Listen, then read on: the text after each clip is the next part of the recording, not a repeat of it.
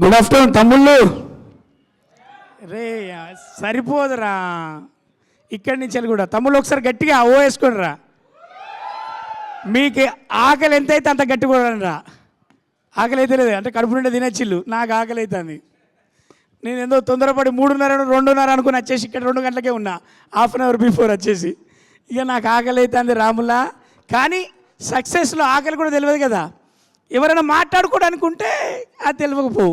కానీ నేను ఒక్కరినే వచ్చి చైర్లన్నీ నేనే వేసుకొని, పోస్టర్లన్నీ అన్నీ నేనే తుడుచుకొని, స్టాండీస్ అన్నీ పెట్టుకుంటూ వచ్చేసరికి టైం అయిపోయింది. సో ఎనీహౌ మనందరం కూడా ఇప్పుడు చూశారు కదా, నేను మొన్ననే చెప్పిన థియేటర్లో మంచి సినిమా ఇది, థియేటర్ ఎక్స్పీరియన్స్ ఇచ్చే సినిమా ఇది ఒక్కటి మాత్రమే చెప్పగలను.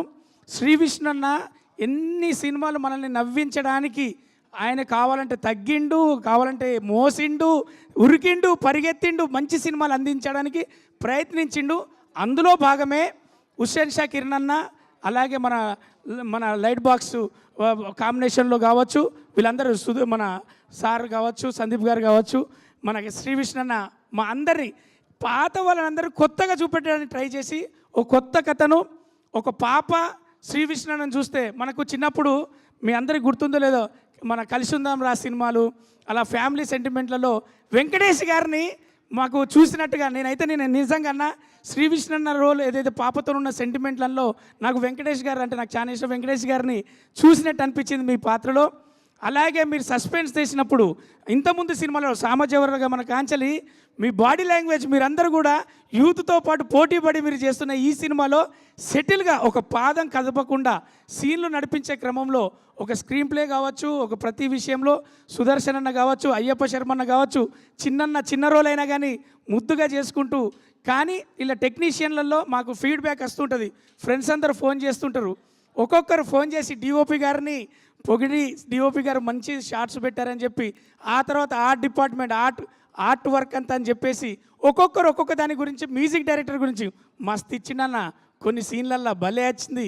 కానీ అంటే ఆ సీన్లో మనందరం ఇన్వాల్వ్ అవ్వడానికి కూడా మ్యూజిక్ డైరెక్టర్ గారు బాగా పనిచేసిల్లని చెప్పి ఒక్కొక్క క్రాఫ్ట్ గురించి కూడా మనల్ని చెప్పడం జరిగింది. మళ్ళీ చెప్తున్నాను మన ప్రేక్షకులందరికీ, ఈరోజు సాటర్డే, రేపు సండే, మీరు ఒక మంచి సినిమాను చూడాలి, ఫ్యామిలీతో ఒక సస్పెన్స్ థ్రిల్లర్ చూడాలి అంటే శ్రీ విష్ణు దగ్గర కొత్త కథ చూడాలి, హుస్సేన్ షా కిరణ్ ఎవరో తెలుసుకోవాలి, లైట్ బాక్స్ ఎక్స్పీరియన్స్ ఏందో తెలుసుకోవాలంటే థియేటర్కి రండి. చక్కగా ఫ్యామిలీతో మంచి పాప, మరి శ్రీ విష్ణు అన్న, సుదర్శన్ అన్న, చిన్నన్న దగ్గర నుంచి నా వరకు ఎవరెవరు ఏం చేశారో ఒక కొత్త కథ మీరు ఊహించకుండా మీరు మెచ్చేటట్టుగా ఉన్నటువంటి చిత్రం ఖచ్చితంగా మృత్యుంజయ.